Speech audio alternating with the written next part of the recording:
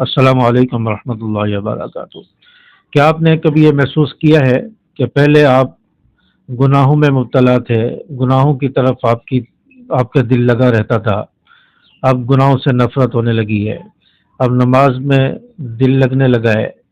اب آنکھوں میں آنسو آنے لگے ہیں، اب دل کی کیفیت بدلنے لگی ہے؟ ہاں، یہ اللہ تبارک و تعالیٰ کی طرف سے یہ خاص نشانی ہے۔ آج کی ویڈیو میں آپ کے سامنے اسی حوالے سے چند باتیں رکھوں گا۔ ویڈیو کو آخر تک دیکھیں، ہو سکتا ہے کہ یہ ویڈیو اور یہ پیغام آپ ہی کے لیے ہو۔ دیکھیں، ایک شخص کے بارے میں آتا ہے کہ یہ شخص گناہوں میں ڈوبا ہوا تھا اور گناہوں میں مبتلا تھا، اور گناہ سے اس شخص کو نفرت نہیں تھی، بلکہ گناہ کے کاموں کو پسند کرتا تھا، نماز میں دل نہیں لگتا تھا، اور دعا مانگتا تھا تو آنکھوں میں آنسو نہیں آتے تھے، ندامت نہیں ہوتی تھی، دل جو ہے وہ دنیا کی طرف لگا تھا اور اللہ کی طرف سے ہٹ چکا تھا۔ لیکن یہ شخص بہت شرمندہ تھا۔ ایک دن اس شخص نے اللہ کے سامنے ہاتھ اٹھائے، اور اللہ کے سامنے کوئی اس نے زیادہ بات نہیں کی، کوئی لمبی چوڑی دعا نہیں مانگی، نہ اس کو زیادہ دعا مانگنے کا طریقہ آتا تھا، نہ اس کے پاس الفاظ تھے، نہ اس کو صحیح بولنے کا ڈھنگ آتا تھا۔ بس اس نے اللہ کے سامنے ہاتھ اٹھائے اور بہت شرمندہ ہو کر اس نے اللہ سے یہ کہا کہ یا اللہ، میں بہت پریشان ہو گیا ہوں، بہت تنگ ہو گیا ہوں، میرے حالات پر رحم فرما دے، میری زندگی کو بدل دے۔ تو اس نے یہ الفاظ کہے تو اس کے بعد اس کی زندگی پلٹنے لگی، اس کی زندگی میں سکون آنے لگا۔ پہلے جو گناہوں کے کاموں کو پسند کرتا تھا، گناہوں میں اس کا دل لگا رہتا تھا، اب گناہ اس کو چبھنے لگے، نفرت ہونے لگی۔ پہلے نماز پڑھنے کو دل نہیں کرتا تھا، اب نماز میں سکون آنے لگا۔ پہلے اس کی آنکھوں میں اللہ کے خوف سے آنسو نہیں آتے تھے، اب اس کی آنکھوں میں آنسو آنے لگے، اس کی آنکھیں نم رہنے لگی۔ پہلے اس کا دل اللہ کی طرف سے ہٹ چکا تھا، اب اس کا دل اللہ کی طرف ہو گیا تھا، اللہ سے تعلق ہو گیا تھا، تو اللہ کی طرف متوجہ ہونے لگا، دل میں سکون پیدا ہونے لگا، اور اس شخص کی زندگی بدلنے لگی، پلٹنے لگی۔ اور چند دنوں بعد یہ شخص اللہ کے قریب ہو گیا تھا اور اس کی زندگی بدل گئی تھی، زندگی میں سکون آ گیا تھا۔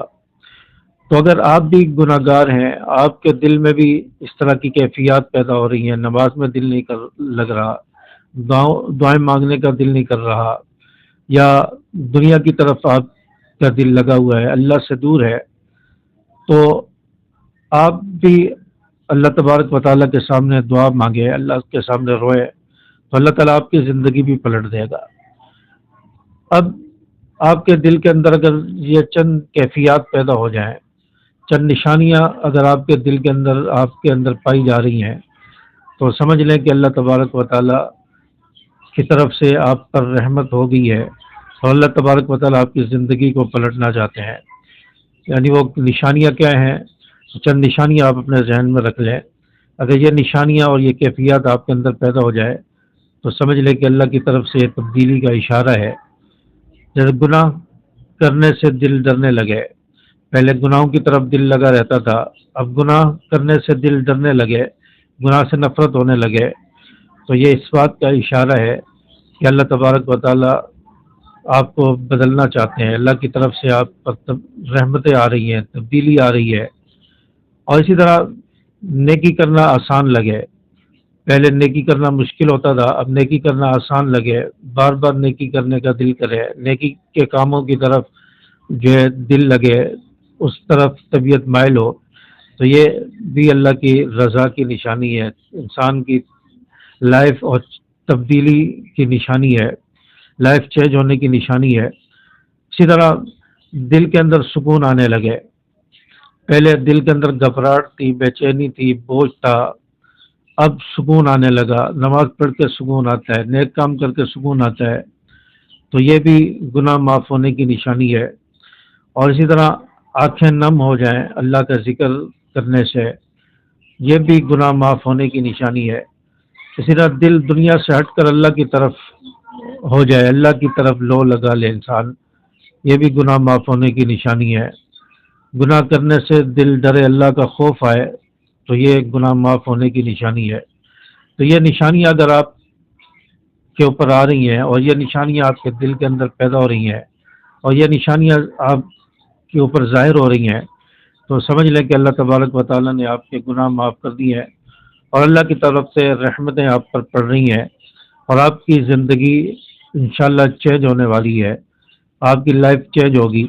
تو یہ اس بات کی نشانی ہے۔ اگر آپ کے دل کے اندر بھی یہ کیفیات ہیں تو یہ اللہ کی رحمت کی نشانی ہے۔ اور گناہ معاف ہونے سے یہ مطلب نہیں ہے آپ گناہوں سے معافی مانگے تو اب اس کا یہ مطلب نہیں کہ انسان فرشتہ بن جائے، بلکہ اس کا مطلب یہ ہوتا ہے کہ اللہ تبارک و تعالیٰ سے معافی مانگے، پھر اگر انسان پھسل جائے، گناہ ہو جائے، پھر اللہ تبارک و تعالیٰ سے معافی مانگ لے، پھر پھسل جائے، پھر معافی مانگ لے۔ یہ ہوتا ہے، انسان تو گناہ کا پتلا ہے، خطا کار ہے، انسان سے تو گناہ ہوتے ہیں، لیکن گناہ پر گناہ کرتا جائے یہ درست عمل نہیں ہے، بلکہ گناہ ہو جائے فوراً اللہ کا ڈر آ جائے، فوراً گناہ سے توبہ کر لے، استغفار کر لے، توبہ کر لے، اللہ سے معافی مانگ لے، تو یہ اصل انسان کی کامیابی ہے۔ اسی طرح بعض ایسے لوگ ہوتے ہیں جو کثرت سے گناہ کرتے رہتے ہیں، ان کا سارا دن گناہوں میں ہی گزرتا ہے اور گناہوں کی نفرت ہی کبھی پیدا نہیں ہوئی، تو یہ شخص اللہ سے دور ہو جاتا ہے اور اللہ تبارک و تعالیٰ کی رحمت اس شخص پر نہیں آتی، اور اللہ تبارک و تعالیٰ کی طرف سے اس شخص پر مصیبتیں آتی ہیں، پریشانی آتی ہیں، اور اللہ کی طرف سے غصہ اور اللہ کی ناراضگی کا یہ شخص سبب بن جاتا ہے۔ تو اس لیے گناہوں کے اندر اپنے آپ کو الجھا کے نہ رکھیں، گناہوں کے کاموں سے اپنے آپ کو بچائیں اور ایسے کاموں سے، ایسے اعمال سے بھی اپنے آپ کو بچائیں جو گناہ کے کام ہو یا گناہوں کی طرف لے جانے کا سبب بنے، ذریعہ بنے، ایسی چیزوں سے بھی انسان کو بچنا چاہیے۔ اسی طرح انسان سے بد نظری ہو جاتی ہے، بد نظری ہو جانا، اچانک کسی پر نظر پڑ جانا، تو یہ غلط نہیں ہے، بلکہ اب نظر پڑی تو آپ دیکھتے رہے تو یہ غلط ہے۔ پہلی نظر تو آپ کی پڑ گئی، وہ تو معاف ہے، اللہ کی طرف سے معافی ہے اس پہلی نظر پہ، لیکن اب آپ دوبارہ دیکھیں گے، بار بار دیکھیں گے، یہ تو آپ اپنے ارادے سے دیکھ رہے ہیں، گناہ کا کام کر رہے ہیں، اپنے ارادے سے کر رہے ہیں، تو یہ گناہ جو ہے توبہ سے معاف ہوگا۔ اور اگر آپ کی پہلی نظر پڑی کسی غیر محرم پر، بد نظری ہو گئی، آپ نے فوراً نظر کو جھکایا اور استغفار پڑھا، اللہ سے معافی مانگی، تو اللہ تعالیٰ اس گناہ کو معاف کر دیں گے اور اس گناہ پر پکڑ نہیں ہوگی۔ تو اس لیے گناہ کے جو بھی کام ہے اس سے بچنے کی کوشش کریں۔ آج کل جو ہے پرائز بونڈ کا کام ہے، رشوت کے کام ہے، رشوت عام چل رہی ہے، بہت سارے اداروں میں رشوت چل رہی ہے، تو یہ رشوت یہ غلط کام ہے، ناجائز ہے، حرام ہے، تو اس سے ہمیں بچنا چاہیے۔ اور اسی طرح بہت سارے سودی کام ہیں، بہت سارے ایسے کام ہیں جو ناجائز ہے، تو ان سے ہمیں بچنا چاہیے اور اللہ تبارک و تعالیٰ سے معافی مانگنی چاہیے۔ صدقے دل سے اللہ تعالیٰ سے معافی مانگے انسان، تو اللہ تعالیٰ اس کے حالات کو پلٹ دیں گے، اس کی زندگی کو پلٹ دیں گے، اس کے گناہوں کو معاف فرما دیں گے۔